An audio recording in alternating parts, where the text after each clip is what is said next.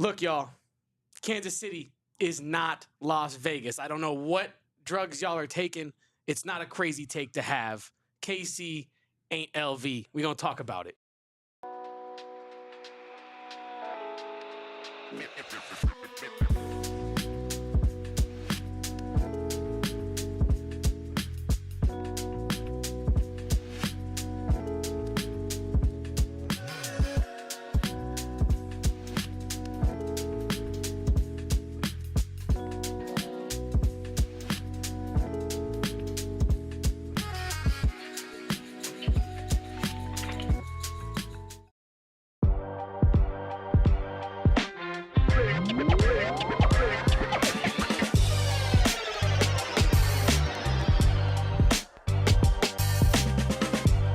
Welcome on into the AZ Wildcats podcast. I'm your host, Damon Farrell, coming to you live from PHNX HQ on this lovely, overcast Phoenix, Arizona day here in downtown Phoenix with my guy, Kevin Thomas, as always, pressing some buttons, giving you some analysis.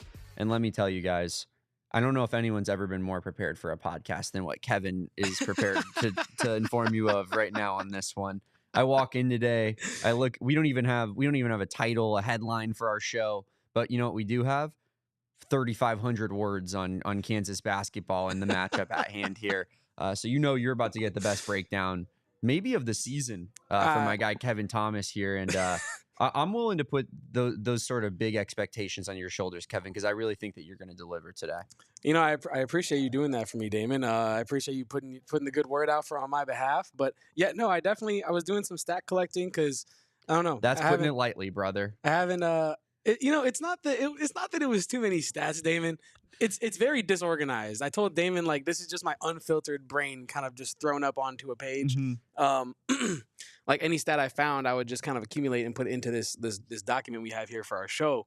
And usually, not to, too inside baseball, but usually, we segment it out like, hey, first segment we're going to talk about this, next segment we're going to talk about that. And I didn't know where to put each stat today, so I kind of just shoved them all into one segment. Sure. But yeah, Damon, we got a lot of Kansas to talk about today, and I'm excited to talk about it because it's kind of a crazy game. Like it kind of gives me some vibes of the Iowa State road game a little bit. We have a very surprising rematch between two guards that played in the national title a couple years ago.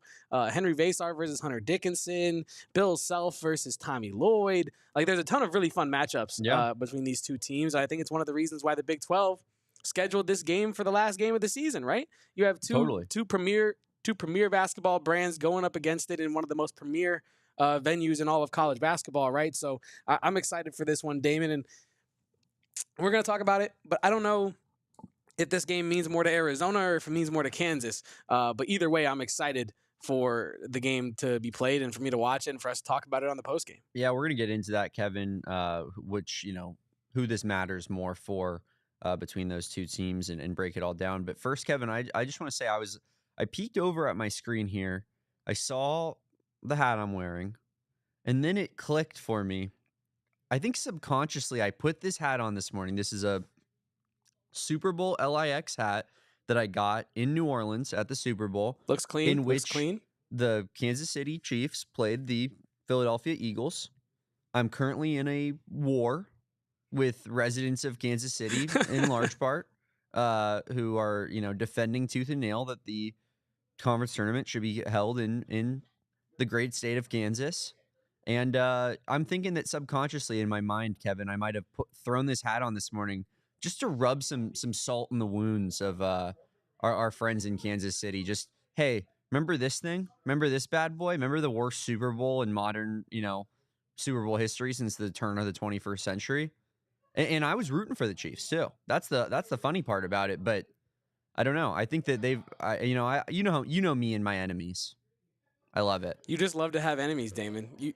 I feel like, that saying where if you don't got haters, you're not doing anything right. Yeah. You really embody that, Damon. I feel like if Damon goes a week without a Twitter battle, I think we get to this Friday and he's like, am I even engaged? Yeah, am I even locked in? Do people even care about me anymore? Yeah. Like, if they don't even want to argue with me, man. Like, I don't know. But no, Damon, I think you bring up a good point about bringing, rubbing some dry rub in their wounds because there's just – should we get into it now? Should we just start off the top? Let's do it. I mean, I'm gonna give you the floor because this is your neck of the woods. You had the tweet about how.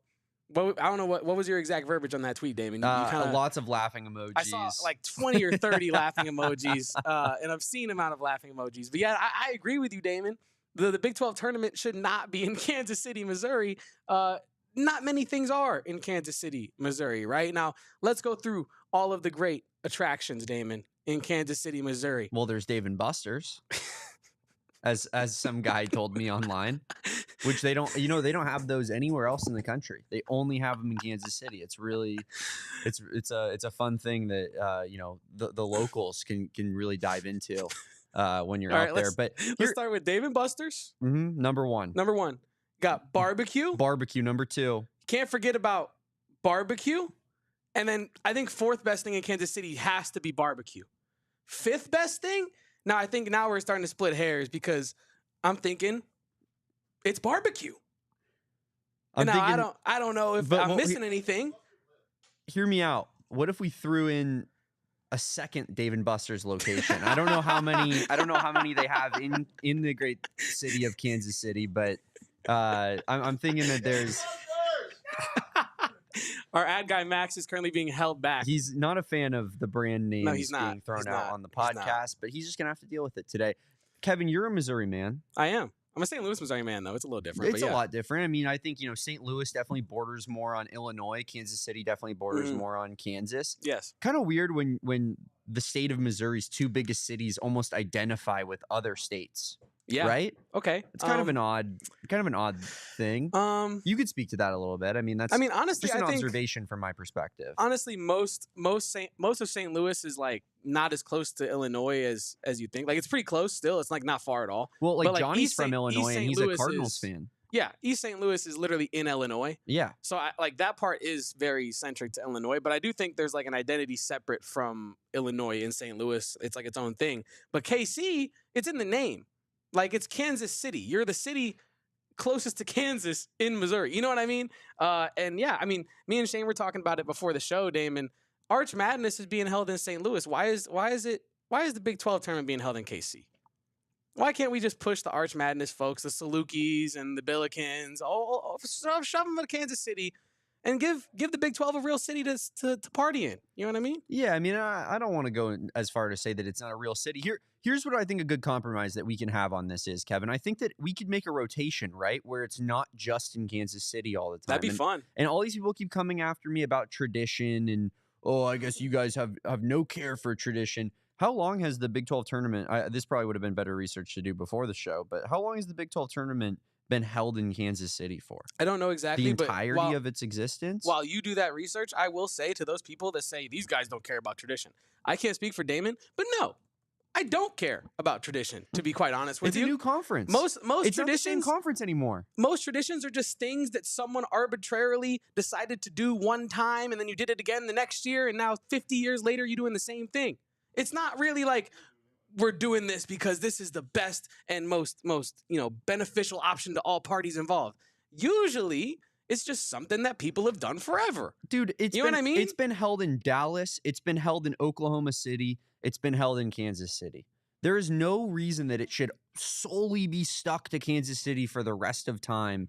I mean, and I have people being like, sending me those screenshots of the weather app from Vegas to Kansas City into next week. And it's like, cool. You picked a random week where you guys got beautiful weather in Kansas City. But the week prior for this women's tournament, we saw the videos. It's a damn blizzard outside, Kevin. And that's a 1 week difference there. The point being that in the Midwest, it is a total wild card what the weather is going to be from any given week in early March. You know what I mean? It could be nice. It could be horrible outside. It could be hell on earth. Whereas Vegas, every single year is going to be the exact same weather no matter what. It's always going to be sun's out, 70 degrees. And it's like, yeah, you got a little bit better weather this year. One-off situation means nothing to me. But going back to it, like it's not like it's been locked into Kansas City forever. I think a rotation could be put into play here where you go like Kansas City, San Antonio, Vegas, or something like that, that would be fun. You incorporate Texas, you incorporate more of that northern Midwest area, and then you incorporate more of that West. And I think that, it would make it a fun rotation, give fans a chance to visit multiple cities, come to the conclusion of what the best city is, for themselves. And I just think it's absurd to be like, if you don't like it, go back to the Pac-12.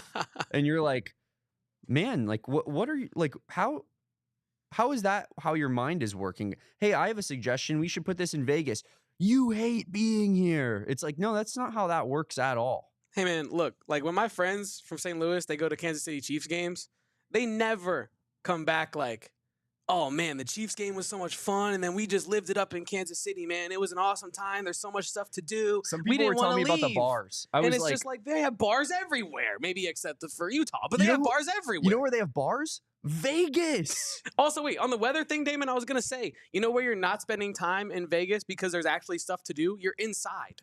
I don't care if it's a little chilly outside. I'm inside. Well, I'm inside. I'm doing fun stuff. I'm inside when I'm at Dave & Buster's playing games in Kansas City, too, to be fair. Living it up, man. Taking in that KC nightlife. Look, man, I really don't know what to tell you on this because I didn't think that there would be a contingent of people that are like, hey, KC's a good option. I don't know what to tell you. I think KC's a really good option for this. But it's just like it's an option. It's an okay option for this type of, like, it's central. I get it. There's a lot of like geographical, but here's the thing on that, there, Kevin, but it's like it's cheaper for someone in Dallas to fly to Vegas than it is to Kansas City, even though Kansas City's closer, because there's a million flights in and out of Vegas, out of major airports, day after day after day. So I think that kind of component of it is somewhat null and void. Really, who it's beneficial for, and if we get down to the brass tacks here, Kevin, is it's beneficial for Kansas fans. It's beneficial for Kansas State fans. It's beneficial for Iowa State fans. There are 3 fan bases in this 16-team conference where it's within driving distance for them. And everybody else, it's like you have to fly in. You might as well fly to Vegas. So it's just, again, I almost, and you know me, the people that are watching this show, if you haven't gotten to know me yet, hey, my name's Damon. Hi, Damon. I like to get in fights, and yeah, I saw some tempers flaring around this, and I thought to myself, this would be a fun little war to get involved in. Do I care that much at the end of the day? No. Would I love to get out to Kansas City for a conference tournament? Absolutely. I'd love to get a good look on it for myself. But I'll tell you, I have been to multiple conference tournaments in Vegas, and it's a great environment of a culmination of all the fan bases. Everybody can get out there and find a reason to get out to Vegas. So much stuff to do. In terms of events, concerts, shows, etc. If you like gambling, I know a lot of people don't, but there are people that do. And it's just like it's a true neutral site when it comes to, all these fan bases, because there's no school in Vegas that's in the Big 12. So you go out there and, it's basically on your own accord as each fan base to like how passionate do you guys want to get? I'll tell you what, Kansas fans are so damn passionate, they'll find their way out there. I promise you, there will be a huge contingency of Kansas fans if they did it in Las Vegas. But what I don't want is to be playing Kansas later in the conference tournament, Kevin, and it's just you're hearing rock chalk Jayhawk chants just rain throughout the building because it's in their damn backyard. How is that fair to anyone? It's not, but life's not fair. But I was listening. I promise I was listening, but I was also looking up Visit KC to see like what attractions they do have in Kansas City. Anything's better than Indianapolis, so having been there 3 times in a calendar year, it's gonna sound great to me. That's your second home, but they do have like some sculpture parks. They have memorable murals. They have some murals. That's cool. They got some cool architecture apparently, but in summary, ain't nothing to do in Kansas City. No, well, there's barbecue. We went over that. I'll say it like this: there's nothing in Kansas City outside of barbecue that you can't get literally almost anywhere else. And as Erika Day puts here in the chat, like being a Memphis girl, she's fighting the KC barbecue to her last dying breath. I'm also fighting the KC barbecue in a way because like St. Louis had its own style of barbecue too. Hit me. I need this take. Come on. It's just like let's start a war, Kevin. So everybody's gonna come after us. So there's like Kansas City barbecue as a whole, right? And then there's St. Louis style ribs, right? And my thing is, when you look up types of ribs, St. Louis style ribs rarely gets mentioned, I feel like. I watched like a whole 30-minute YouTube video about all the different types of ribs. St. Louis never got mentioned. And I was like, what the hell is this? I grew up on St. Louis style I ribs, feel and like you're I going to tell see me it doesn't I feel like I exist? see St. Louis ribs all the time. I know, but like at places, I'm saying like if you look up like types of ribs, it's like it's hit or miss with these different articles. Like I Gotcha. went through it one day because I saw the video and I was like, no, there's no way there's St. Louis rib erasure happening, right? And so yeah, no, I'm with it. KC barbecue is decent. I don't know. Erika's gonna get offended, but like I'm not a big like. Oh wait, I'm getting my Memphis and my Carolina mixed up. I am a big Memphis barbecue fan. Carolina's like mustard, right? Yeah, I'm not a big like vinegar sauce, mustard sauce person. I love me some mustard, but I don't know about the Carolina barbecue. But yeah, Hit me Damon, with the mustard. hit you with the mustard? The DJ mustard. Oh, okay. Yeah. Mustard! Is that good enough? Yeah, that was pretty solid. Did that hurt you a little bit? It did. That was the look away. I was like, am I really about to do this right now? I did see a funny tweet. Like, did people know that he's talking about a DJ, or just like, or do they think he just said mustard? And I was like, it made me think there's probably a strong contingent of people that don't know who DJ Mustard is and just think Kendrick Lamar just randomly, sporadically screamed mustard as loud as he could. Add in the commercial. Yeah, with the Heinz mustard commercial or whatever brand it is. Sorry, Max. But Max is gonna kill us. I think definitely, yeah. It's it's certainly I don't think that a lot of people, especially people that align themselves with Kendrick Lamar in this, they are. I feel like more Drake people know who DJ Mustard is than Kendrick Lamar people, because the Kendrick, it's become like my parents are team Kendrick Lamar. No offense to my parents. You know what I mean? Yeah. No, I think it's like 99% of people are like, it's, they don't know who DJ Mustard is. Yeah. That's not a real thing, by the way. They've never talked to me about the Drake Kendrick beef. It was just an example. All right. This guy, Damon, just spreading misinformation about his own parents right now. This is sickening. But we're gonna actually preview Kansas. Yeah, let's talk some ball. We're actually gonna preview Kansas. We're actually gonna talk some ball. I promise this is not gonna be a Kansas City hate podcast. But we're going to do that right after Long story short, break. What's up, Dave? Real quick, just move it to Vegas. Vegas is better. And we're going to talk a little bit more Kansas, Arizona hoops here on the AZ Wildcats podcast. Well, Damon Dog, one thing that I wanted to talk about today was our good friends over at Spinato's. Now, Damon actually has a Spinato's box sitting over there in front of him.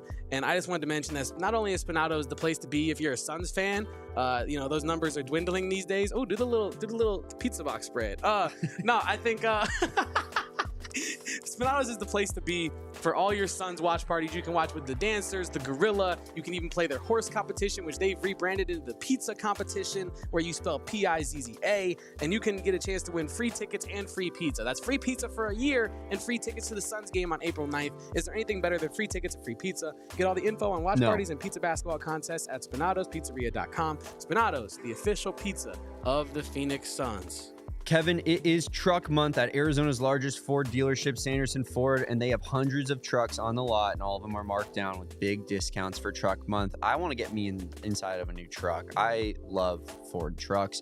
I love a little bit of, an F-150, 250, 350. You could keep getting up on the size there. I didn't know I loved an F-150 till I was whipping one. I'm just saying. You don't know until you try.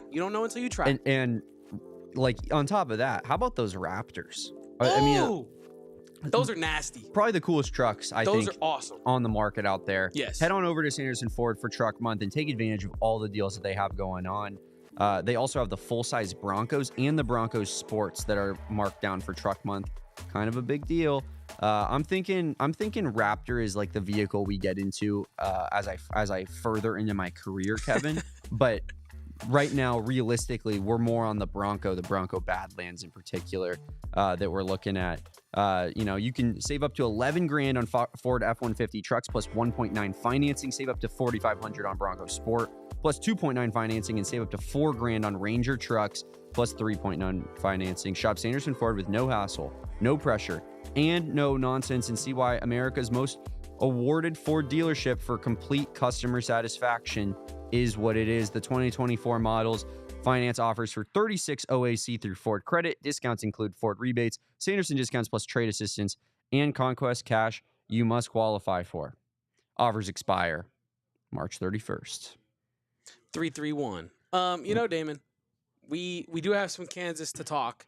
I feel like we can't just fight with people all day. I mean, I know how much you would love Damn. that, but we talked about this the other day. Damon has this incredible like argumentative stamina that I just don't possess. You know what I mean? We bring the boom. What? But yeah, no. Let's start. I think with the seeding in this matchup. I think that's probably the most important thing to talk about when it comes to this matchup, because at the end of the day, the result of this game will have implications on both of these teams' seeding. Now, Arizona is locked into either the 3 or the 2 spot. Depending upon how other results go, most likely the 3 spot, right, Damon? And they really don't have much wiggle room to move up or down as a result of this game. But if you look at Kansas, there are 13 different scenarios that Kansas could end up with at the end of the season here. Insanity. They could be anywhere from 6 to the 10 seed, which is a huge level of variance right there if you're Kansas, right? Not only that, but Kansas has lost their last 2 games in a row. And they have not been very, they didn't have a lot of wins banked before that. 2 losses, Houston, Texas Tech. They beat Colorado and Oklahoma State, as they should have. And then before that, they lost to BYU and Utah. Damon, I feel like after we break down the seeding here, I think the argument could be laid out that this game is going to mean more to Kansas than it does Arizona. And I think that, I don't know what the relevance of that is. I'm sure we're going to talk about it and come to a conclusion here. But do you feel like this game means more to Arizona or more to Kansas? I think it's an interesting question. Can I kind of take the easy way out and say both? Like, I feel like Arizona is like they haven't been playing their best basketball this season. We know that. They kind of peaked in the middle of the season, which as Arizona fans, we are quite used to. And I think that they want to prove with all the negativity kind of surrounding the program right now. And, they've lost to some good teams. They lost to BYU, could have gone either way. Lost to Houston, could have gone either way. And then, of course, had the unfortunate loss to Iowa State, which, was a big margin. But Iowa State is a top 10 team in the country, ranking-wise. So it's not like that's like a, embarrassing type loss, I would say. So I just think that with the negativity surrounding the program, that these Arizona players and coaches want to prove to the fan base and to the country, really, that this team is to be taken seriously. And then you look at the other side of the coin with Kansas, they have so much to play for, right? Like the difference between getting, what did you say, the 6 seed? Yeah, 6 to 10.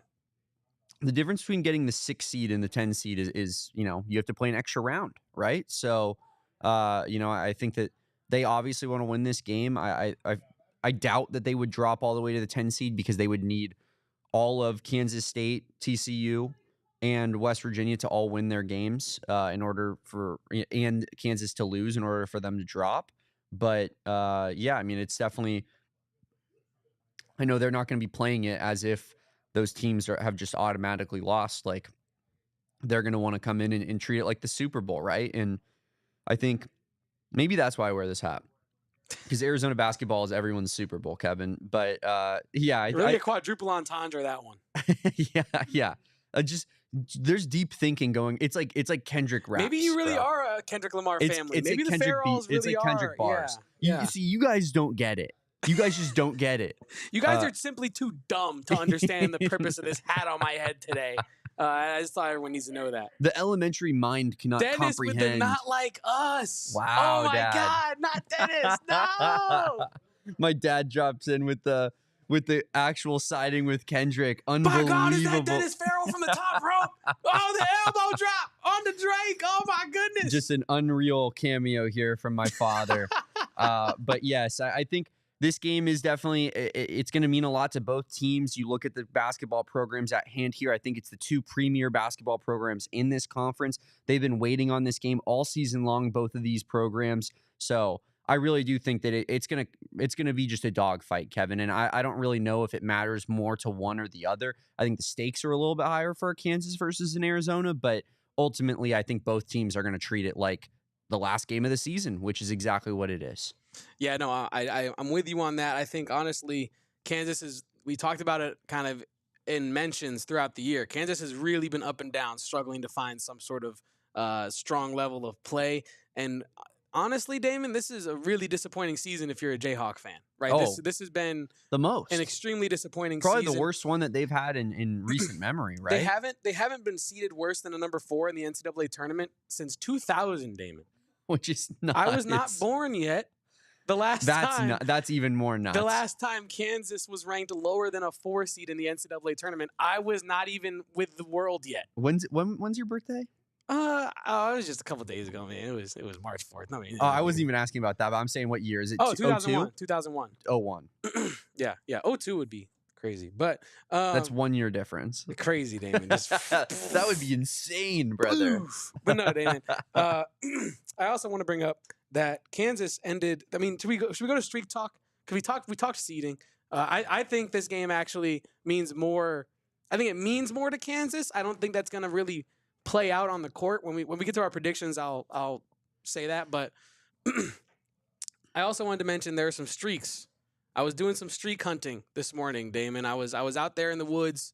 It was rainy in up here in Phoenix, and I was out here in the woods doing some streak hunting. And what I did find was obviously the stat that's been circulating through all the preview articles, even on Twitter, is that Kansas has not lost a home finale / senior night in the span of 41 seasons. That started in 1983-84, Damon. That is an unbelievable stat to never have lost on a senior night in 41 years. It really is, man. And the seniors tonight, I wanted to quick mention for Kansas, or tomorrow night, will be KJ Adams of note, Hunter Dickinson, Dajuan Harris, and Zeke Mayo. Those are the guys of note that are no longer going to play for Kansas next Hunter season, Dickinson, possibly. baby. We did college basketball fans everywhere. We did it, man. One more regular season game of Hunter Dickinson. We made it through it. I know it's been a long, treacherous journey having to watch this guy play basketball. Be, just borderline unwatchable if you're a fan of an opposing team, but we finally made it. And we only have probably a couple more games to go until it's truly over, and then he can go, out to France and just dominate the French league. Why the French got to catch it, bro? Why couldn't he go to like the Shanghai Sharks or something? That's true. Yeah, let's sleeper sell him in China. Yeah, get ready to learn Chinese, Hunter Dickinson. But that's not the only streak because I was watching Locked On Jayhawks this morning to kind of get a vibe for how the fans are feeling. Shout out to them. But they brought up a couple interesting stats, but the overall theme of the streak talk was actually more fearful, Damon. Kansas fans are kind of worried about the streak because it would not be the first streak that Kansas has ruined this actual season, Damon. Now let's go through some of those right now. They had a 33-game conference opening game win streak that was snapped this year by a Tucker DeVries-less West Virginia squad. Yeah. If you guys remember that big upset in Fog Allen. On an individual streak standpoint, Dajuan Harris's consecutive start streak was snapped at, I think I have 98 in my notes, but I think it was 96 maybe. But 96 plus games of consecutive starts for Dajuan Harris snapped this season. He had a little bit of an ankle bug when he missed the UCF game.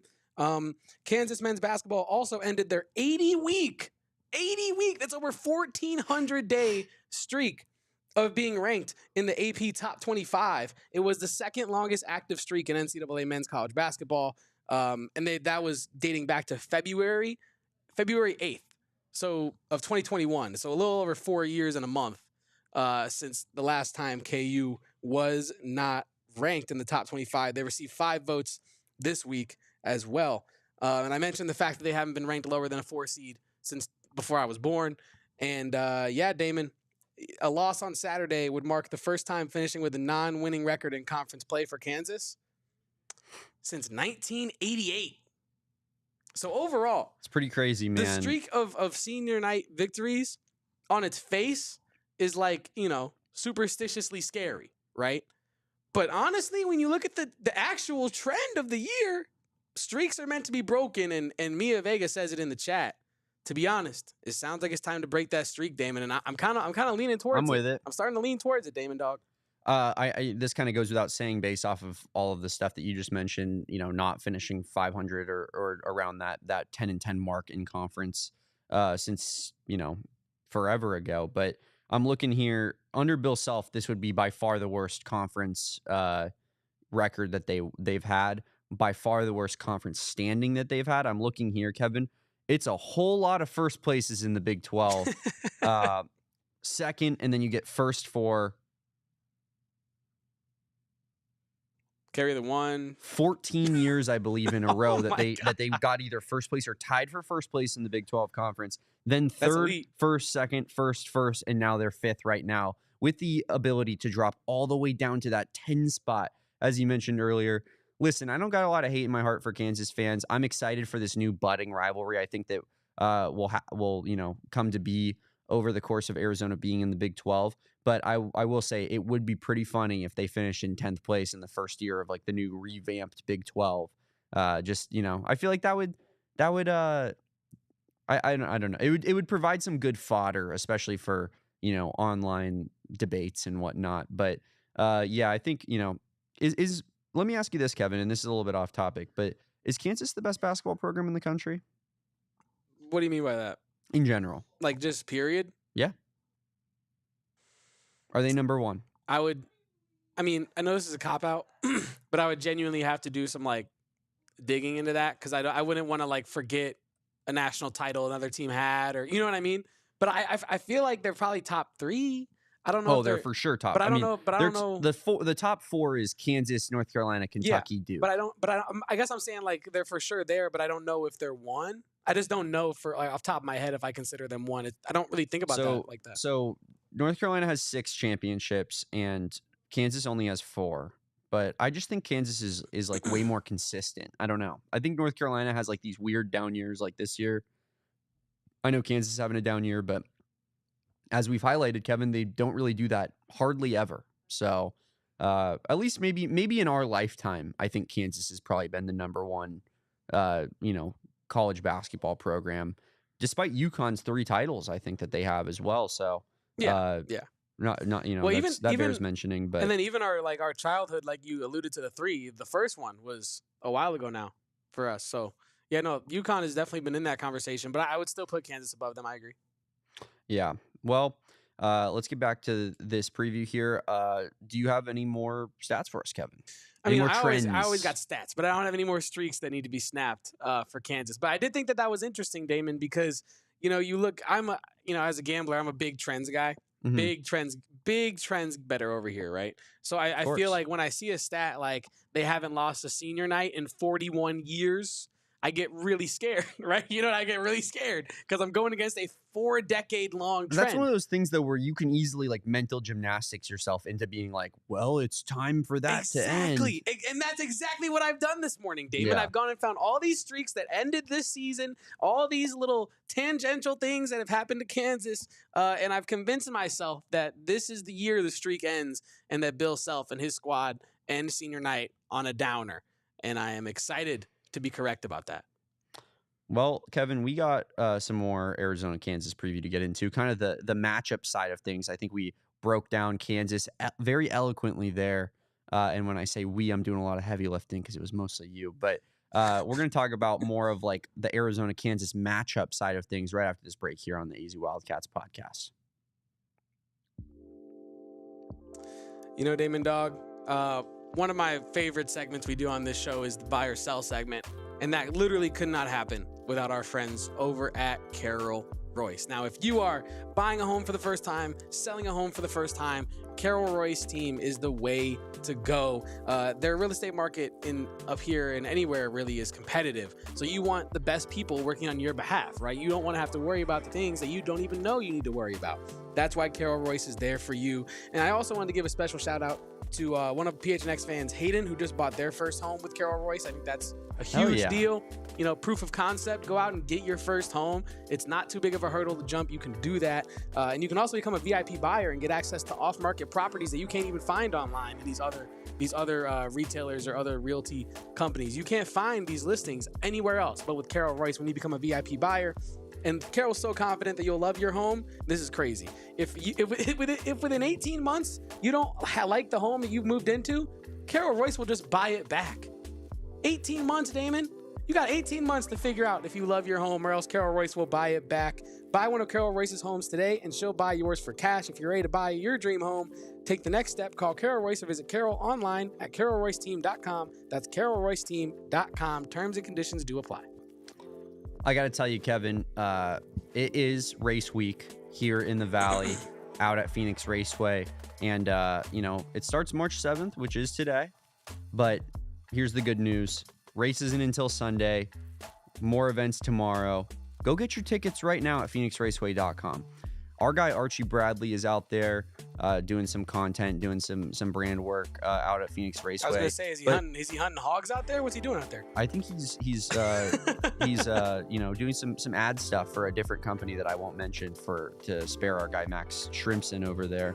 But yeah, point being, Archie Bradley only does cool things. Like if you follow him on Instagram, Kevin, he only literally goes to cool events. Like he'll if he's not at Waste Management, he's going to Oklahoma to go hunting, right? He's back here in the Valley because he wants to be here for race weekend because it is that damn fun, Kevin. Head on out to race weekend, go out to Phoenix Raceway in the Estrella foothills. All the stars are out there, 200 miles per hour on the 1 mile oval raceway. We were out there last year. It was such a good time. Bummed I'm missing it this year because it really is the best, and the weather is absolutely beautiful right now. Best in class fan experience. The whole family won't forget. Get your tickets now at phoenixraceway.com. And we are back. That's how fast. You want to see me do it again? SpongeBob, if you know, you know. We should become more of a SpongeBob show. I'm just gonna put that on the table right now. We might lose a lot of our let me say more distinguished viewers and listeners. Viewers with more brain cells than Damon Dog and I combined. Yes. And when I say distinguished, I mean older. Wiser, Damon. Wiser is a great way of putting it. It's not gray in your hair; it's wisdom. But for the people of our age, Kevin, probably like the 15 to 30-year-olds of the world, the SpongeBob references are just nonstop moving in the old brain of ours. It's like that one episode of SpongeBob where up here in his brain, all the SpongeBobs are freaking out, running around with the filing cabinets. All the time. Me too. I reference that probably once a week. Where someone's like, "How are you feeling?" I'm like, "Well, you ever seen that episode of SpongeBob?" And then I describe it like you just did. We should totally just speak in only SpongeBob references. I love that. That's a good way to lose all of our listeners. Escalators. Eels. I wanted to mention, Damon, we were talking about matchups in this one, and we do have a really fun rematch in this matchup. And then if you told me that this would be a rematch in the year 2022, if you had said Caleb Love of the UNC Tar Heels would be playing for Arizona in the year 2025, and he's going to be playing against Dajuan Harris in the Big 12, I would have called you a crazy person. But you would be completely sane, and you would be completely correct. Because in 2022, the national title, as I'm sure we all remember, was UNC, who was 29-10, going up against 34-6 KU. I forgot how good KU was that year, Damon. 34-6 Kansas. Caleb Love in that game. Not one of his best. I kind of forgot. Good. Like, it's one of these things where, like, when I remembered this matchup happened, and when I was typing in like the box score for UNC versus Kansas 2022 national title, I'm thinking, oh, Caleb Love probably balled out. Dajuan Harris probably had like 10 assists and whatever. Nope. It was a bad game. They might have been the two worst starters in the entire game, those two. They were bad. Yeah. Caleb Love, 13 points, 5 for 24 field goal made, 1 for 8 from 3, 1 for 8 from 3. But that's normal. In a game that they lost 5 for 24. 1 for 8 from 3 in a game they lost by 3 points, by the way. Do you know how that second half went, by the way?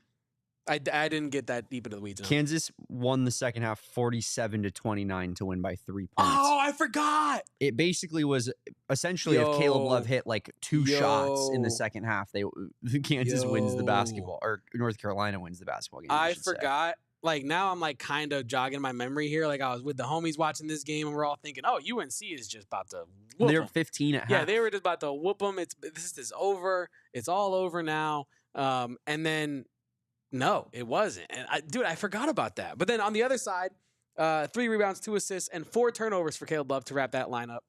Dajuan Harris, Damon, in this game. He's not the scorer Caleb Love is. We know that.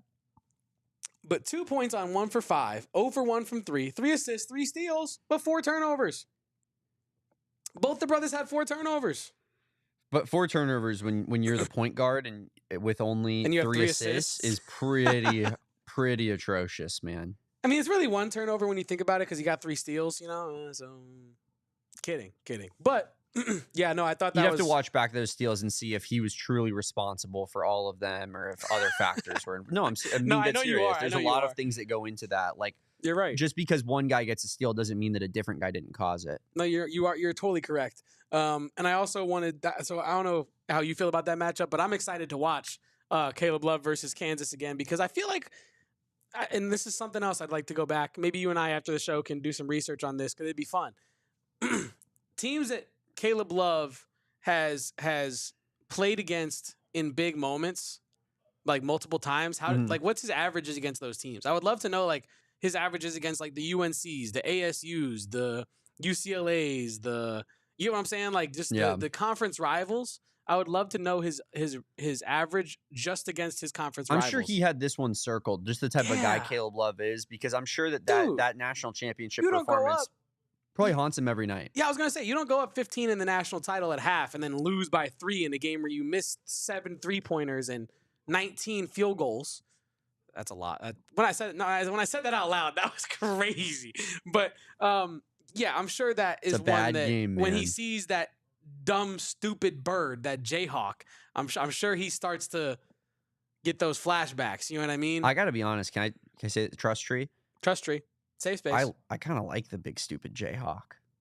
I don't mind. I think it's a cool logo. I was putting myself in Caleb Love's shoes though. Like when he sees it, he's probably thinking like, "Oh, that's a stupid, dumb Jayhawk." Let the record show that Kevin is somewhat of a Missouri guy. Yep. Somewhat. And when I say that, I mean University of Missouri. Oh, true. MIZ-ZOU. Yeah, and Kansas and Missouri are hated rivals. So yeah, it's true. There's a little bit of inherent bias. Yeah, there is probably some subconscious. Yeah, you're right. And by the way, that is a fault line that I have. Let me mention this right now. Dajuan Harris from Columbia, crossing state lines into the other side of the rivalry. Kevin, do you stand for nothing? To be honest with you, I think he probably stands for a lot, and he probably stands for winning. Because you know what, Mizzou hasn't been doing a lot when he was basketball program now. But I'm saying like Mizzou had a history, and then when I was in high school, for example, it was kind of like, Kevin, be the change you want to see in the world. Hey, but I'm saying I can't blame him. Like if KU comes calling at that point, here's a way that I get it. I'll lay this out. If Bijan went to ASU, he would have alienated all of the people in Tucson that have been his riders that would fight in Bijan's army. Yeah. As a kid from Tucson. Yeah. You can't do that. I don't think there's a lot of, I mean, again, I didn't go to Mizzou, so I'd have what to. What do like, we freaking stand for, Kevin? I'd have to text some of my homies. But I feel like it's kind of a school where like most of the kids aren't from there. So I just don't feel like there was a maybe, and I would have to go back and check like the Wayback Machine, right? But I feel like there wasn't a large contingency of people like, oh, Dajuan Harris, like most people are probably just from St. Louis or KC or Chicago. They don't know. They don't know at all. Yeah. He's just Dajuan Harris from KU, and we don't like him because he's not in Kansas. But that's the kind of research you get on the AZ Wildcats podcast. We dig deep. We do. We dig. Where's this guy from? What street did he grow up on? I was going to say, what's his political party? And then I'm like, well, let's get away from that. Also, what's his favorite ice cream flavor? Real quick, Mitch Lightfoot, Tucson kid on that Kansas team that won the national championship, and so was Remy Martin, who I didn't realize was not a starter. I thought Remy Martin was a starter, but guess not. No, he wasn't. He was not. Which is interesting. Why would he go to not be a starter? I guess to win a national championship, dog. Yeah, come on, man. Come on, anything's dog. better than getting out of Tempe. Facts, dude. Literally anything. I would actually take KC over Tempe. I'm not gonna lie to you. Speaking of, where will Jaden Quaintance play next season? We're going to talk about that this offseason. But Kevin, getting back to this matchup here. Can I? Sorry to cut you off. I wanted to make sure we talked about this on today's show, and I know you're gonna love this conversation because it's the positive vibes for me, and I'm giving you the floor to be the hater vibes that this show needs. You know what I mean? Yeah. Just gotta suit up. You know what I mean? Hunter Dickinson versus Henri Veesaar, man. Let's talk about it. It is fun. This is one that I wanted to talk about too, because and I'll preface this. You can get into the nitty gritty of it, but like I think from my perspective, Henri Veesaar has the Big 12 does not lead itself to these big oaf type of centers, right? That Hunter Dickinsons of the world or or even and I'm sorry to throw this at my guy, but like Umar Ballo, like he wasn't a fit. Whoa! He wasn't a fit for this conference. I think there's a reason that Tommy Lloyd, kind of sat back at his NIL valuation of himself and was like, hey man, hey big dog, go get your money somewhere else. Go to the Big Ten where big oafs are literally the name of the game. That's why Hunter Dickinson made his name there. That's why Zach Edey was the king of the conference for 3 years. That's why Umar Ballo's at Indiana making $1 million. Like, is because Matt Garza was a legend at Iowa. The big oafs, go to the Big Ten. The big oafs. No, 100%. Hunter Dickinson, he presents a different kind of matchup from a front court perspective for a Henri Veesaar. We've seen Henry show his athleticism and his height and his length and how much he can take advantage of somewhat of these smaller bigs, I think, in this conference, right? Like, we've seen it throughout the conference season where it's like, hey, that guy's just taller than everybody, but he can run with them. He could jump with them, if not jump higher than them, put it on their heads. Like, so that's been a good matchup for Henry. What we haven't seen from Henri Veesaar is how he does versus these big giant dudes who are slower, who are not as good at defense, who use their size to pin a guy under the basket and use their post moves to, get hook shots up and whatnot. So I think that before you get into it, I just wanted to present it is such a difference in the way that Henri Veesaar has been used to playing all season long. And Tobe Awaka goes into this as well. But yeah, it just presents a different matchup type for this team, and interested to hear what you have to say on it. And hey, man, look, on the other side of that, it's kind of the same thing, right? Because Hunter Dickinson hasn't faced a guy like Henri Veesaar all year either. And Hunter Dickinson I was kind of saying this in jest pre-show to Damon. I was looking at their stats. Hunter Dickinson currently averaging about 17, 10, and 2. Henri Veesaar currently averaging about 9, 5, and 1.5. But I was joking that Henri Veesaar as a sophomore, really this is his first true year playing. I was kind of joking with Damon that if Henri Veesaar, by the time he had played as many years as Hunter Dickinson has played, was averaging just 17, 10, and 2, what are we doing, man? Shooting 53% from the field?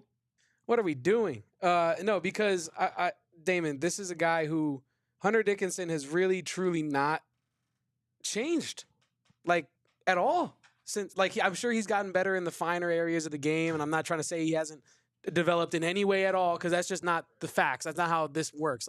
That's not how doing something over and over again works, right? But it's kind of the truth, though. But statistically, that's what I'm getting at. Statistically, it's really not gotten any better, and this year it's gotten worse. And I think that Henri Veesaar, this is kind of a very interesting matchup for him. You kind of touched on it, because this is a guy that can follow Dickinson out to the perimeter. He's a guy who can hang with him anywhere he goes on the court. And not only can he hang with him anywhere where he goes on the court, Damon, but Henri Veesaar, he is just as talented from a skills standpoint as Hunter Dickinson is. He can do all the things that Hunter Dickinson can do. I don't really care to get into the weeds of... He can do a lot more. Yeah, that's what I was saying. I don't really care to get into the weeds of the proficiencies that they get into when they do what they do. But I do think that overall, these are kind of similar skill sets in a way, and I'm really excited to kind of see him go mano a mano in a way. Also, I wanted to bring up, you mentioned Tobe Awaka, Damon. Flory Badunga. Fun name, might go in the Name Hall of Fame. I can't wait to unveil that at the end of the year. We should unveil it at the post game, actually, because it's the last regular season game. It's great. I think that'd be a really good idea. But Flory Badunga, great offensive rebounder, not a great defensive rebounder. Can I just cut you off real quick and say that the middle to late parts of this season have really not been great from a Hall of Names perspective. Lots of Jalen's and Mikes. Keep going. If you ask Jalen Rose, I don't know if you know this, but I've heard this, but Jalen Rose thinks that his mom invented the name Jalen, which might be true. Might be true. I don't know. It might be true. I really don't know. I don't know. But no, I think it has been kind of light on the Hall of Names situation, Damon, and it really hasn't been a lot to choose from, a lot to pick from with the Hall of Names. Well, Flory Badunga is going to be one of them. But what I was saying was, I think Tobe Awaka, I think Henri Veesaar could shine defending Hunter Dickinson. I think Tobe Awaka could shine cleaning up the offensive rebounding, because Kansas is not a great defensive rebounding team, in my opinion. And I think that this is a game where the bigs on Arizona can really show their versatility in many ways. Getting back to the Hunter Dickinson portion of things real quick, his field goal attempts have stayed pretty close to the same. He's at 13.3 from his sophomore year at Michigan, 12.8, 13.8, 12.9 this year. So it's all kind of in that range, right, of one shot. And his point total has gone down over 2 points now. So I think it just goes to your point that like he really hasn't developed much, to be honest with you. His rebounding numbers have gotten a little bit better, but he has a more clearly defined role, I think, at Kansas as a rebounder than he did at Michigan, where he was kind of the star player of the team. So yeah, I mean, I just think in general, Henri Veesaar should be able to take advantage of that matchup to an extent, and yeah, I think that this Kansas team this is a bad Kansas team for sure. They're kind of an average team, I think, overall. They're number 22 in KenPom. And I just realized as I'm saying that we didn't do a preview for today's show, which we did not. Was my mistake. But it's all good, though. Yeah, I feel like we covered the bases here. Like Kansas. Well, I can just read it off to you real quick. We got Kansas at 19-11, number 22 overall KenPom team, number 60 in offense, number 6 in defense. So very Big 12-esque, elite defensive team, average to below average offensive team, 107th in pace. While you're talking about their defense, can you mention their 3-point defense and where it's ranked in KenPom, by the way? Their 3-point defense, as I search this up here, is attempts-wise, they give up. I don't know which side of that's from. Well, I was saying their 3-point defense is 13th best in the nation. Like they have they are one of the best teams in the nation at defending the three. And Yep, there we go. Real quick, while like pre-show, you and I were talking about our evaluation and our predictions, and I guess we'll do our predictions with Erika Day, who's going to join us here in a moment to talk about women's basketball as well. Way to spoil the surprise. I was going to. Oh, my bad. I stepped all over it. But no, what I was going to say was, Damon, this is one of the reasons I'm weary of it, like for Arizona in this game. Spoiler alert, I'm going to pick Arizona in this game. Hell yeah. But one of the reasons I'd be weary is because this could end up being a game where Arizona shoots 4 for 26 from 3. Oh, I expect that. You know what I mean? Yeah.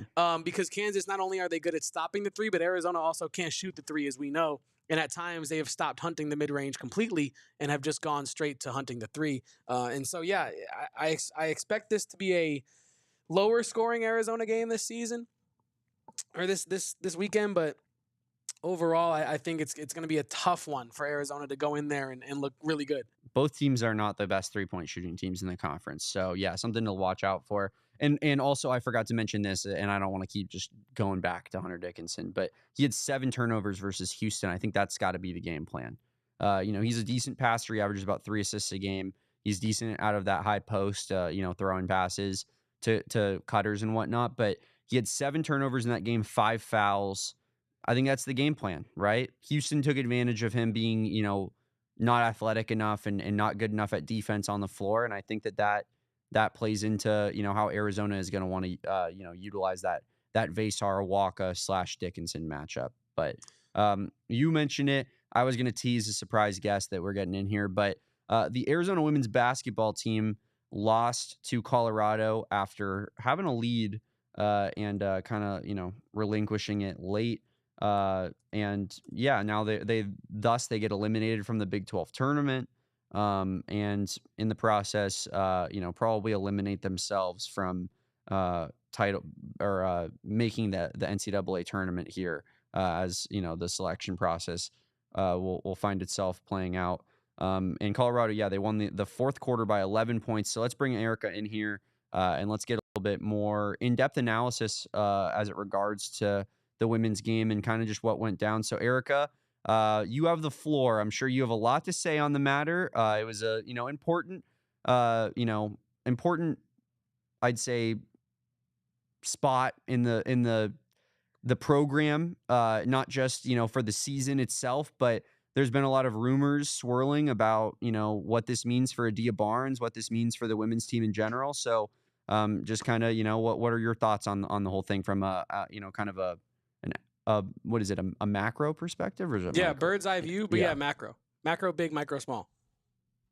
Well, I mean, this season has been, a test for Adia in many ways, and I think yesterday's game was their make or break to get to the NCAA tournament. Everyone kind of knew it. They knew it. They felt it. And when your best player, arguably your best player, is only able to play 16 minutes and she's 2 for 7 from the floor and she is your best rebounder and she only has 1 rebound because, again, she's only able to play 17 minutes, that's an issue. And there are a lot of frustrations I could talk about with yesterday's game in particular, but the one thing that I walked away so irritated about, and if you guys would have been in studio, you would have heard me audibly irritated about, was the fact that there was tie game, 46 seconds on the clock. Arizona has three timeouts and the ball and does not call a timeout. The excuse that I've used for this team all season is a young team, young team, young team, young team. And when, last season you had Helena Fuego was your primary ball handler, she's a fifth year senior. Like, yeah, I would understand not taking time out in that situation if you had Helena Fuego with the ball in her hand, but you do not. You have Jada Williams, who is a sophomore. And I, as much as everybody else, love Jada Williams, and I think she's a fantastic ball handler and a great at putting shot selection together. But at the same time, you've fumbled a 10-point lead in the fourth quarter, and you have a chance to take the lead back, and you have three timeouts, 46 seconds on the clock, and you fail to take that timeout. That is a blatant coaching error, and on that court in Kansas City of all places, uh, I just it was a travesty, to say the least. To say I was depressed yesterday is a mere understatement. I do believe.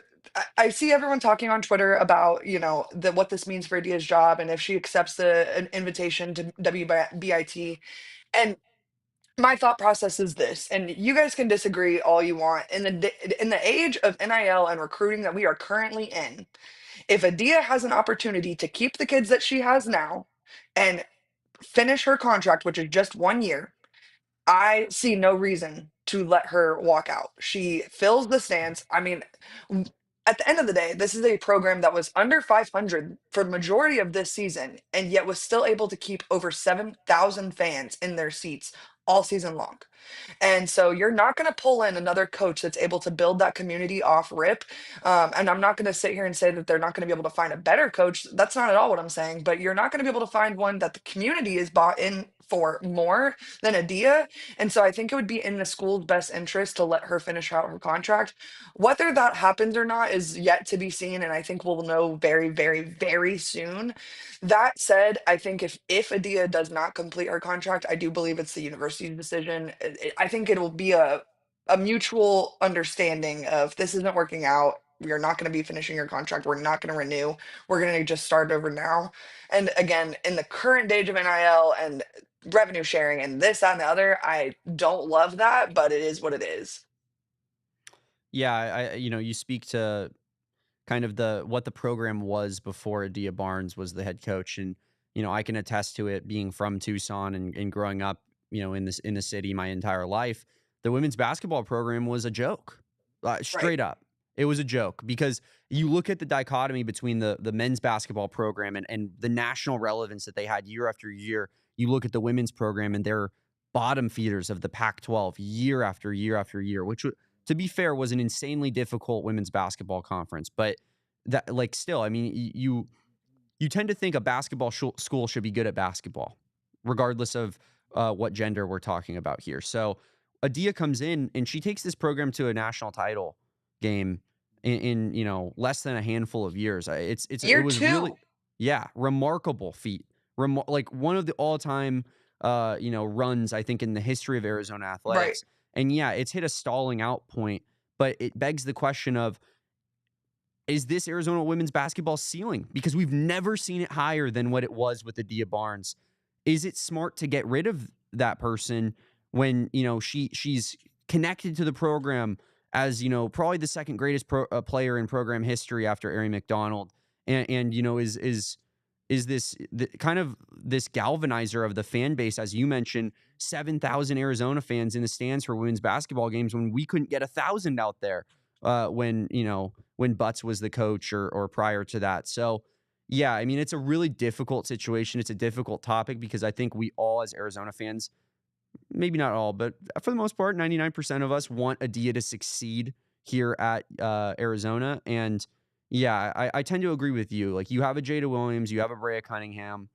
They're young players that, are kind of locked in together. It feels like if you can keep those two in particular, I feel like there's something to work off of here going into next season. There's potential at play. The difficulty comes into the point of, is it fair to have a Dia coach on a 1-year contract, because it's so difficult to recruit in college athletics when there's no guarantee that that coach is going to be there the next year. So yeah, I mean, it's certainly a difficult situation, but I don't know the right answer to. I don't think any of us do, but selfishly, I hope Adia is back and it succeeds. And real quick, if you're watching on our streaming platform, make sure to go over to phnx.com, because we're going to finish up this conversation and see whether Adia deserves the rest of her contract or not over at gophnx.com. So, Erika, what were you about to say? Well, no, I just, I spent a lot of time in McHale over this past season, and so when I go up to Tempe and go to DFA for a women's game up there, it really does put things in perspective for me because, Yeah, I mean, those people, like no one's there, and even the people that are there are half engaged, or and it's a very weird dynamic that team is not. eh, Their record doesn't show it, but ASU isn't a bad team, and so the fact that they have a good coach who has tried to be one with the community as badly as Adia has, I'm sure you could argue, and they still again cannot fill the stands. Like it really just goes to show how good Adia has been at building this community around this team. And it's such a good recruiting tool that I'm not sure, again, that someone else coming in is going to keep that up and keep that recruiting tool relevant for this team. And so I do worry, but I mean, at the end of the day, like this is the rise of women's basketball. And like, you talked about it, that was an all-time run, but parity is shrinking, or what's the word? Growing in women's basketball. I'm sorry. for sure. So, Yeah. like, It's not just the UConn and Stanford and Tennessee every year right. anymore. It's there's programs that are popping up left and right. You have a USC, UCLA thing Bro, going Notre on. Dame. Yeah, Duke, like, I mean, you've got like it's actually mind-blowing how many teams actually could win the national championship this year, when last year it really did feel like South Carolina versus everybody, and like yeah, this year at all it doesn't at all feel that way. So like I said, the landscape of women's basketball is just changing so much. I don't know. I think I want what's best for Adia, and if Adia wants a fresh start, cool, go ahead, go bonkers at George Mason or wherever you want to go. I don't really care. But just don't let it be, Baylor or another Big 12 school. That's like really all or Washington. That's those are and the Washington, I think we've talked about it privately. Like that's possible. And for that makes sure. me sick to my stomach, I'm like sure she that. has relationships there. Oh, let's just not talk about it. I don't want to get like myself worked up for no reason. So what would you do, Erika? I mean, I think you kind of alluded to it already, but if you were, Desiree and you're making this decision here, what's Erika Day's plan I'm for the gonna women's run it back basketball from both program? sides Erika because if I'm a Desiree. Dia, Erika yeah. Desiree. Erika, yeah, it's there. It's somewhere in there. Erika Desiree. Erika Desiree Reed Veesaar. Yes. I'm gonna run it back as if I'm both. If I'm a Dia, I'm choosing to leave. I am out of here. I see the writing on the wall that I'm probably gonna be out of here next year anyways. If I'm Desiree, though, and my goal in coming to this university has been to save money, I'm not buying anyone out of their contract a year early so that I can go Fair. hire someone else. Like, and so, if I'm Desiree, I'm just riding it out. I mean, and like you said, she's taken the program to new heights. It's not like the attendance has dropped off just because the program performance has dropped off. Yeah. And so, to me personally, like, if I'm her, I'm gonna welcome, any type of additional ticket sales. I don't know if you guys checked in on Arizona Stadium, but that place hasn't exactly sold out in quite some time. So I'm taking all the ticket sales I can get if I'm Desiree. Ouch. Ouch. That wasn't as much So of a burn as it sounded like. It just, it gets me really pet peeved when everyone's calling for Adia's job. When I'm like, have you been to a women's game like over the last 4 years and seen the buy-in from not only the fans but also the players on the fan side of things? Like, I want you to know that at the beginning of the season, through the first, I don't know, 12 home games, after every single game, every player stayed after to give autographs and take pictures with fans. Every single game.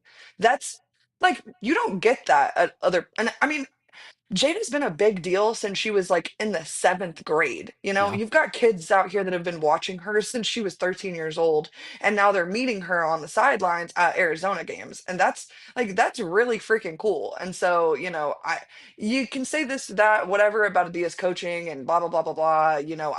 I've had my own fair share of gripes, but Totally. Yeah. the experience is unlike any other in the Big 12. And I mean, you even look at TCU, who has had a unbelievably successful year, and they still can't fill the stands even half to what Arizona's doing with a crappy like record.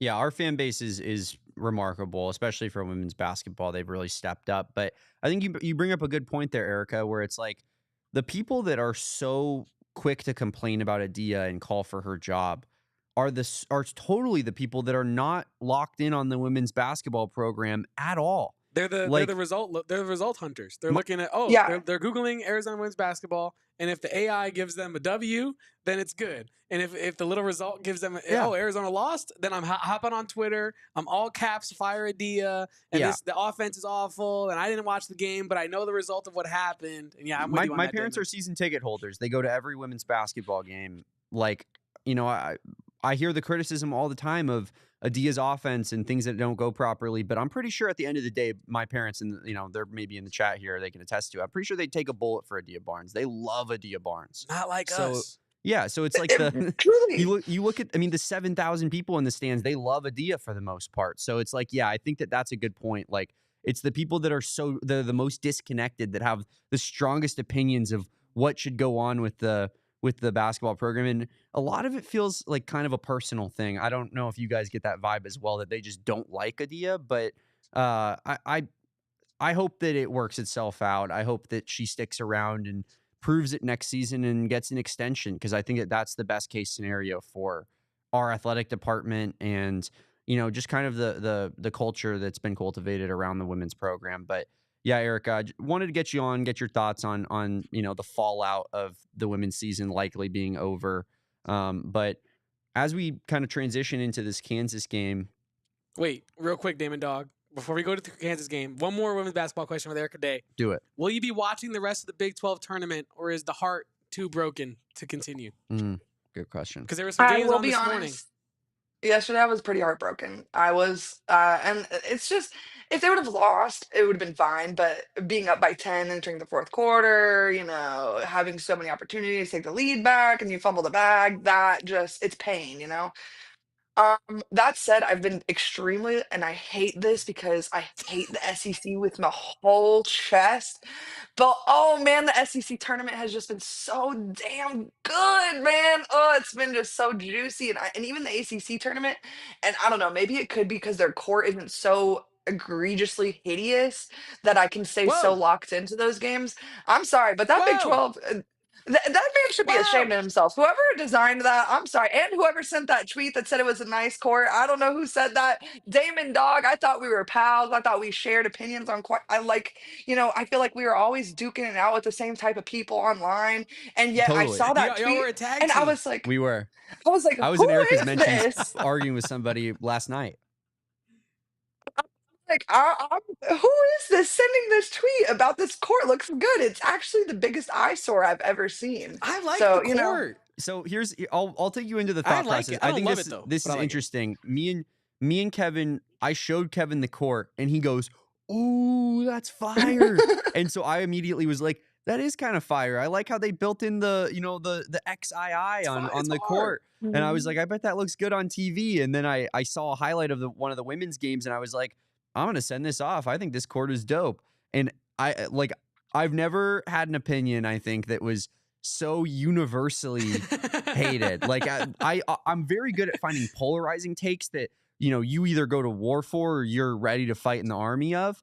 I'm not, I typically don't say something and let, takes fly where people are like, there's 20 replies going like, what the hell are you looking at? So, Dude, I didn't think it was that Well, bad. dude, I I thought think it it's looked kind of like cool looking. it was giving me like the Brooklyn Nets vibes. Yeah. Of when they first moved over when Joe Tsai bought the team. Like I was like, I wouldn't this want that to is- be a home court for my team No. game in and game out, but I But think it's a special occasion for the so you want conference a tournament, special court. yeah, and then it has like the undefeated partnership. I think It that's was kind of hard. cool. The Big Yeah. 12 logo looks good. It color matches with the logo, and like it's a dark logo, dark court. I don't know. I liked it. I think people were just all kind I of being want to picky. say, I'm watching the women's game in the studio yesterday, and Bo walks by me, and I'm not that locked in with the Cardinals. Okay, I don't know Bo that well, but he's like, "Oh, that's a nice court," and snap my head, and I'm like, "Bo, that's the most disgusting court I've ever seen." And he, I'm watching it like in highlights. I think it looks kind of cool on the TV. I'm with you, Damon Dog. Like it's It It's might a just be you 2K and me court. in this army, it Damon. might be, but it's got like that parquet vibes to Yeah. it, Kevin, that you mentioned to me. Like I said the first thing I said when Damon was like, because I said, "Ooh, that's hard," because I was looking at the logo in relation to the court. I hadn't really noticed the XII yet, and then Damon goes, "Look, they put the 12 on the court," and I'm thinking like, "Oh," I think my reaction was kind of like, "Okay, like that's cool." But I was like, when it zooms out, when you're looking at the broadcast view, it's gonna look awesome. It's gonna look like parquet. that's It's what gonna I be thought. sick. But there's been a lot of comparisons to the Oregon court. I find that so disrespectful and disgusting.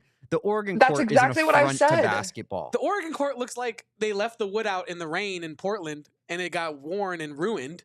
This is and they at least threw it on the basketball has like a court. design flavor Y'all to are it. It's not crazy. pine trees literally like centered or leaving like an oval of But non-pine you tree also space. can't really tell it's pine trees until you're like 5 minutes into the game. Like, what is wrong with that court? Oh, it's supposed to be a forest line. Why would they do that? And yeah, I You don't know. people I are hate the insane. Oregon That's a court. good looking court, especially when you compare it side by side to that Big 12 No. travesty. Oh, No. oh, No. Oh Erica. my God. Bad You guys take. All are right. drama Erica, thank you queens. for joining us. It's been I thought I Erica, was real giving my quick before- Kansas predictions. yeah. Well, before we get you out of here, predictions too. we're all gonna predict the Kansas-Arizona game. We'll start with you, Erica, since you're the guest. Guests first. So what do you think's gonna go down in Lawrence on Saturday tomorrow? I'm taking the Cats. I'm going with Kevo's, streak research. I believe in him in his sports betting. I don't know that this has proven to be successful for me in the past to believe in Kevin's sports betting, but nonetheless, I'm going to believe in it Ouch. this time. And I'm going to go 78-72 Wildcats. Damn. I feel like that's actually a good If it's prediction because it was in the range that I was If going it's to go. another 100 points game, I'm actually gonna gouge the balls out of my eyes. Oh, Like wait, I can't do that. Wait, I didn't even give, because Erica mentioned the defense and the offense, Damon. I actually didn't even give the craziest stat that I found this morning. Like, Hit this me. is actually a genuine like indicator of how Arizona's been playing, and it's crazy. Hit me, brother. So again, shout out to Locked On Jayhawks. This is where I heard this stat this morning. Over the last 5 games Arizona has played, right? We know that before these 5 games, Arizona was great defense, efficient offense, but the shooting was so bad that it made it look awful, right? Okay. Over the last 5 games, Arizona is in the 2nd percentile nationally defensive rating. One of the worst defenses in the nation over the last 5 games. But offensively, 99th percentile over that same 5-game stretch. Crazy. The polar gravitational whatevers have flipped. Everything has flipped. The clock has struck midnight on Cinderella's, little glass foot situation. All right, Damon. Which I taught Kevin that before the show. Yeah, I by looked the at way. Damon. I go, who's the girl with the glass foot shoe situation? Clock strikes midnight. Cinderella? He goes, you mean Cinderella? I was like, yeah, thanks, Damon, dog. Thanks, Damon.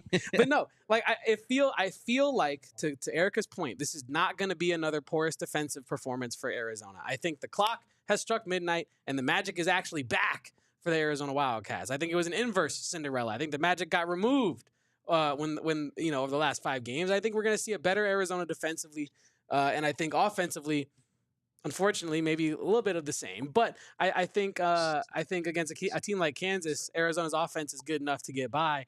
I got Arizona winning this game. I also am in the 70s with my take. I'm not going to say 78, even though that's what I was going to say because Erika Day said stick that. with it.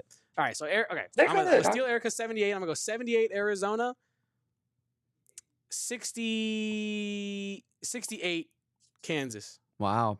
Kind of A 10-point victory. Yeah. Yeah. Little, I think it's close, and then one of those you should alt situations spread it. where the team kind of pulls away towards the end, like some some free throws, some whatnots, and then you know what I'm saying? Alt spread it with our friends at Bet365. I'm sure they got a good line on that. I'm just going to take Arizona money line because they're underdogs in this game. I'm not going to get cute with it. I'm not going to get crazy. I'm also going to go with an Arizona W, which I know is not good news for all of us because we're all three going with Arizona. But I'm thinking, and I'm kind of with you, Kevin, I think we see a positive regression for the defense and a negative regression for the offense. I think we're going to see a game similar to kind of how that Kansas State game went, where, you know, a couple not very good three-point shooting teams, you know, maybe the points in the paint or whatnot is efficient, so it's not a completely horrible offensive showcase. But I'm going to sit with the I'm going to go 73-70, which was the exact score of the Kansas State-Arizona game. Wow. But this time with Arizona coming out on top with that 73 score line. And I think, I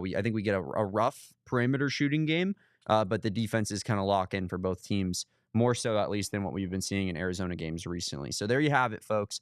3 Arizona W's, because I think Arizona is just a better team than Kansas, although, you know, it will be interesting to see how much this home court factor kind of plays into things. I think that's going to do it for us today here on the AZ Wildcats podcast. Thank you so much to Erika for popping in here, giving us some expert opinions on the women's basketball program and just the state of things. And some awful takes on the courts. And some bad court takes that everybody agrees Can with. I say one more thing before I go? Yes. Yeah.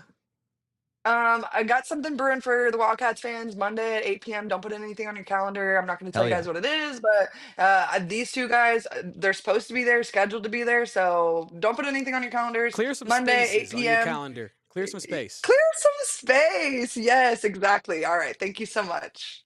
Get pumped for Erika's special surprise on Monday at 8 p.m.